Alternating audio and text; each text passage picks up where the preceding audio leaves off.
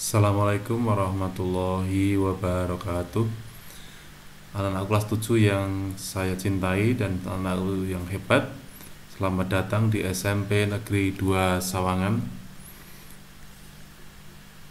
Dalam masa pengenalan lingkungan sekolah, tetap menjadi cerdas, aktif, kreatif, santun, dan berbudaya.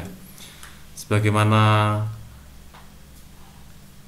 simbol sekolah kita adalah sekolah berbasis budaya, materi ini kita akan berbicara tentang kenakalan remaja. Nah, kenakalan remaja merupakan hal yang sangat fenomenal pada waktu dulu hingga sampai sekarang. Kenakalan remaja merupakan materi yang sangat penting untuk kita ikuti karena ini merupakan materi yang sangat menentukan masa depan Anda semua. Kenakalan remaja sebagaimana terjadi di beberapa daerah, di beberapa kota, desa dan sebagainya harus segera kita atasi, dan ini mungkin bisa terjadi pada diri Anda.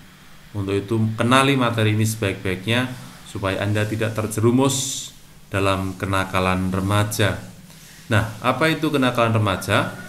Kenakalan remaja adalah semua perilaku yang menyimpang dari norma-norma hukum, baik hukum pidana yang maupun perdata yang dilakukan oleh remaja.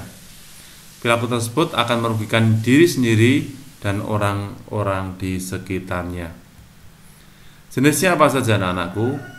Yang pertama bisa berupa tawuran antar pelajar. Ini terjadi di beberapa kota, bahkan mungkin di kabupaten kita Magelang. Yang kedua adalah narkotika dan obat-obatan terlarang atau narkoba. Berikutnya adalah perilaku yang kelihatannya biasa tapi termasuk kenakalan remaja adalah merokok untuk kalangan remaja. Yang keempat, contoh lainnya adalah vandalisme atau coret-coret baik di berbagai tempat publik, di ruang-ruang yang sangat sempit maupun ketika merayakan kelulusan seperti pada gambar ini.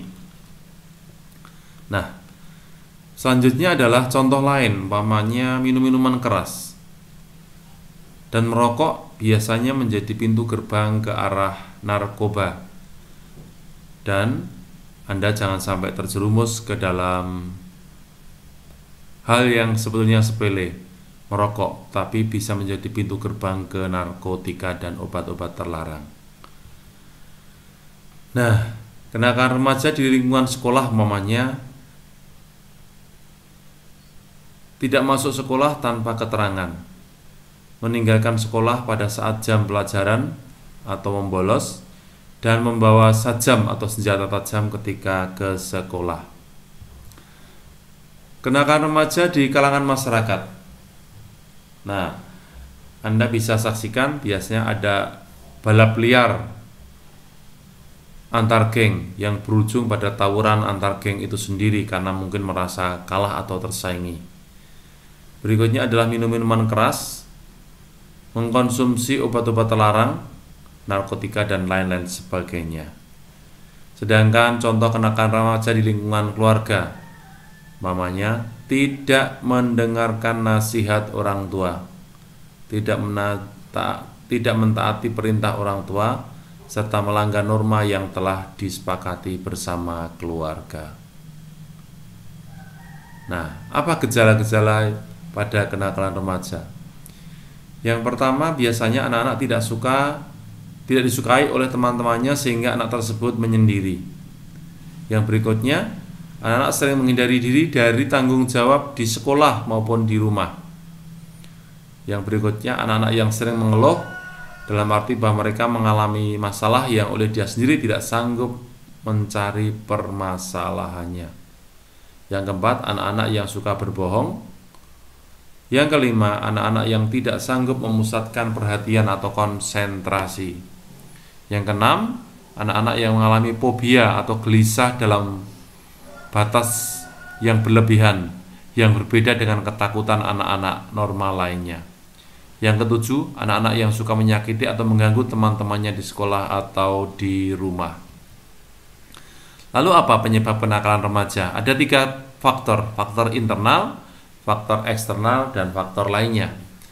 Faktor internal artinya dari dalam remaja itu sendiri biasanya terjadi krisis identitas. Nah, remaja yang sedang mencari jati diri, siapa dirinya, sementara ia baru tumbuh antara faktor biologis dan sosiologis. Yang kedua adalah kontrol diri yang lemah. Remaja yang tidak bisa mempelajari dan membedakan tingkah laku yang dapat diterima dengan yang dapat diterima, maksud saya yang dapat diterima dan tidak dapat diterima, akan terseret pada perilaku nakal. Faktor eksternal, yakni keluarga, perceraian orang tua, tidak adanya komunikasi antar anggota keluarga, perselisihan antar anggota keluarga, pendidikan yang salah di keluarga, mamanya terlalu dimanjakan, tidak memberikan pendidikan agama, atau penolakan terhadap eksistensi anak atau keberadaan anak.